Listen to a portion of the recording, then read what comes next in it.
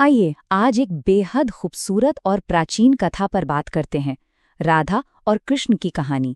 इस चर्चा में हम समझेंगे कि आखिर प्रेम, जुड़ाव और समर्पण का असली दार्शनिक अर्थ होता क्या है। यह कहानी भले ही सदियों पुरानी है, लेकिन इसकी गहराई आज भी हमारे जीवन और हमारी भावनाओं के लिए पूरी तरह से प्रासंगिक है। शुरुआत एक ऐसे बुनियादी सवाल से करते हैं जिस पर इंसान न जाने कितनी सदियों से सोचता आ रहा है। आखिर वो क्या चीज़ है जो सच्चे प्रेम को इतना पवित्र और अनूठा बनाती है?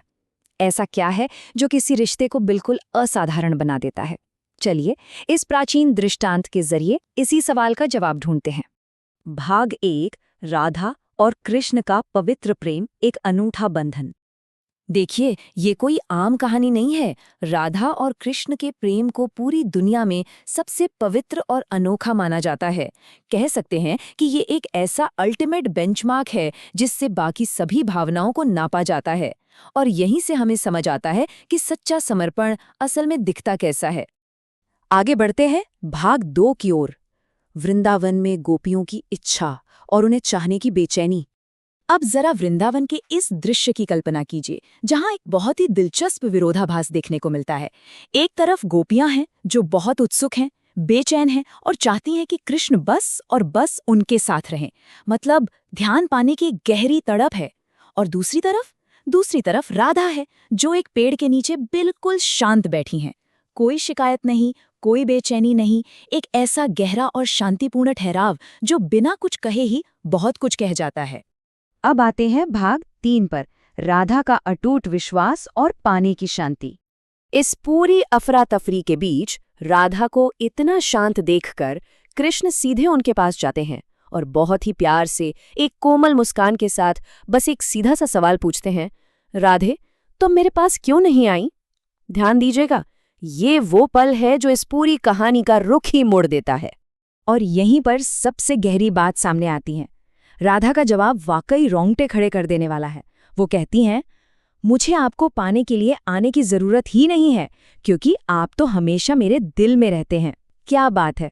मतलब जब कोई इंसान सीधे आपकी आत्मा में बस जाए तो उसे पागलों की तरह बाहर ढूंढना या हर वक्त उसके आसपास रहने की कोशिश करना बिल्कुल बेमानी हो जाता है। भाग 4, सच्चे प्रेम की सीख और समर्पण की एक बिल्कुल नई परिभाषा।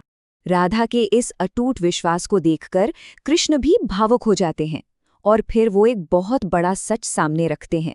वो कहते हैं, सच्चा प्रेम वही होता है जहां पाने की चाह नहीं, सिर्फ समर्पण होता है। ये एक पंक्ति प्रेम की पूरी परिभाषा को ही बदल कर रख देती है। प्यार का मतलब किसी पर हक जताना या उसे अपनी जागीर समझना बिल्कुल नहीं है। इस पूरी बातचीत को सुनने के बाद वहां मौजूद बाकी सभी गोपियों को भी एक बहुत बड़े सच का एहसास होता है। उन्हें समझ आ जाता है कि राधा का प्रेम बाकियों से बिल्कुल अलग और सबसे सच्चा है। ये पल साबित कर देता है कि एक शांत और सच्चा समर्पण शोरगुल भरी मांगों से कहीं ज्यादा ताकतवर होता है। तो अगर हम सच्चे प्रेम की एक अंतिम परिभाषा तय करना चाहें तो वो क्या होगी? ये पूरी तरह से एक निस्वार्थ भाव है, एक ऐसी अवस्था जो कभी कुछ मांगती नहीं बल्कि सिर्फ देती है और हमेशा इंसान के हृदय में निवास करती है। इसमें किसी को पा लेने की स्वार्थी लालसा के लिए कोई जगह नहीं होती। अगर हम इस पूरी कथा की मुख्य बातों को समेटें तो वो कुछ इस तरह होंगी। प्रेम कभी मांगता नहीं है, इसका पूरा फोकस सिर्फ और सिर्फ देने पर होता है। इसके लिए एक निस्वार्थ समर्पण की जरूरत होती है और सबसे बड़ी बात, ये हमेशा हमारे दिल में बसता है। यही वो बारीक फर्क है, एक तरफ किसी पर अधिकार जताने की बेचैनी है और दूसरी तरफ सच्चे आध्यात्मिक समर्पण की गहरी शांति। अब जैसे जैसे हम इस चर्चा के अंत में आ रहे हैं, एक बहुत ही गहरा सवाल हमारे सामने खड़ा होता है। क्या ये सदियों पुराना ज्ञान आज के मॉडर्न रिश्तों की समझ को बदल सकता है? आज की दुनिया में जहां अक्सर रिश्तों में पाने और अधिकार जताने पर इतना जोर दिया जाता है, ये कथा हमें याद दिलाती है कि असली शांति तो निस्वार्थ समर्पण में ही छुपी है। सोचिएगा जरूर, क्या आज के दौर में हम इस निस्वार्थ भाव को अपने रिश्तों में जगह दे सकते हैं? इसी विचार के साथ ये चर्चा हम यहीं समाप्त करते हैं।